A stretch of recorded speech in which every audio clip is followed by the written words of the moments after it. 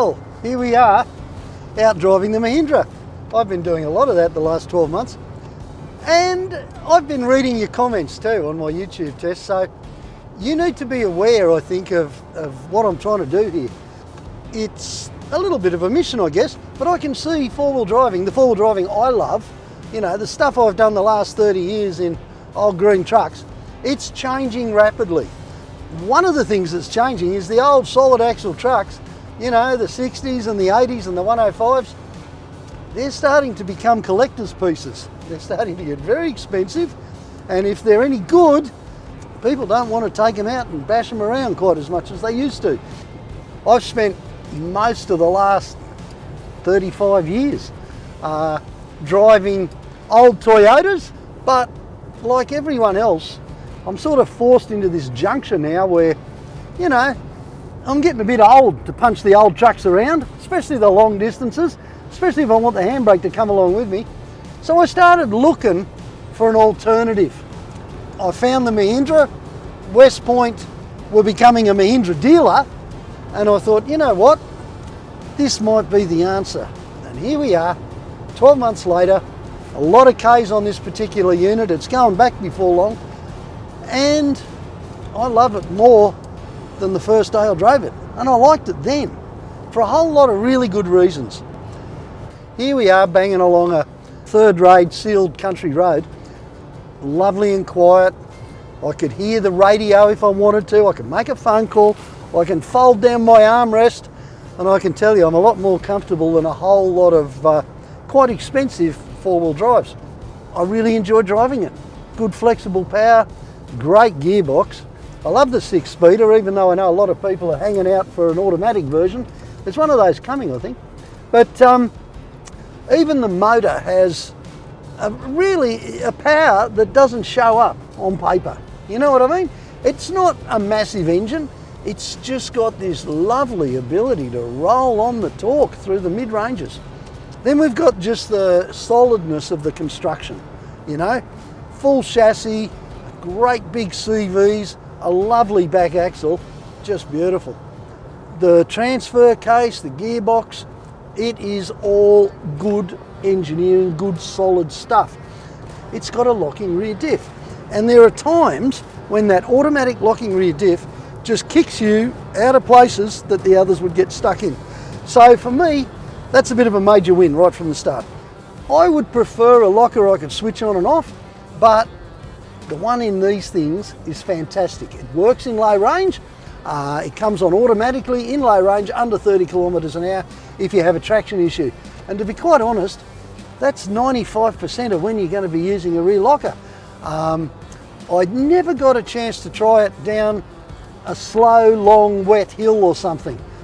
This has got really quite a respectable approach angle. Departure angles are let down by the big tub on the pickup. That big tub, by the way, is really useful, you know? Just from the point of view of a mug, throwing stuff into a big tub with high sides is just lovely. It's proven to be really good. Even the tailgate. I like to have a tailgate to sit on. As far as drivability goes, absolute magic on the beach, but you know, let's face it, there's got to be something wrong with a four-wheel drive if you let the air out of the tyres and it doesn't do the beach.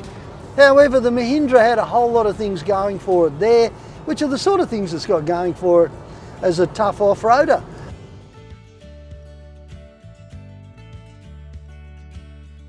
Righto, so here we are on the Condamine. How good's Queensland? And I know there's people around that'll say, yeah, the Murray's a whole lot prettier. Yeah, it is. This is pretty good too. It's all good. Australia's good. And at the end of the day, who cares how you get there, you know?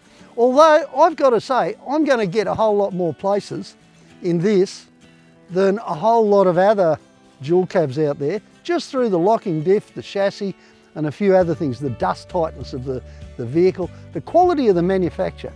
But here's the big but for me. This is getting over 30 miles to the gallon in the old coin. Now, I'm an old guy, I think in that. Let me give you what that really means in new terms. The 76 used to get 8 miles to the gallon. So I'm going to go 3 and a bit times more places for the same dollar in a Mahindra. And this Mahindra here, fully equipped, fully decked out, still under 40 grand. So I can buy a couple of them for the price of a big, you know what. Am I happy with that? I'll tell you why I'm happy about it. Because I could go along to West Point tomorrow and buy this. And if I was considering that as my budget, you know that big truck, but I bought one of these, I could then take it home, spend 5 to 10 on it, adding stuff. I don't even know what I'd add to it at this stage, it's not my car. But then I could take the other 30 or 40 grand and spend it on fuel and accommodation and beer and camping sites. Everyone would be happy, especially me, and it means I probably wouldn't work for 6 months because I'll be out bundying around the bush having a good time. Will I move into that? Well, I'm a guy that's never spent more than 500 bucks on a truck, you know. And so the thought of buying a new vehicle, you know what, it would be intimidating, except that this new vehicle is actually cheaper than the 76 that I bought second hand. All right guys, look, you'll make up your own minds.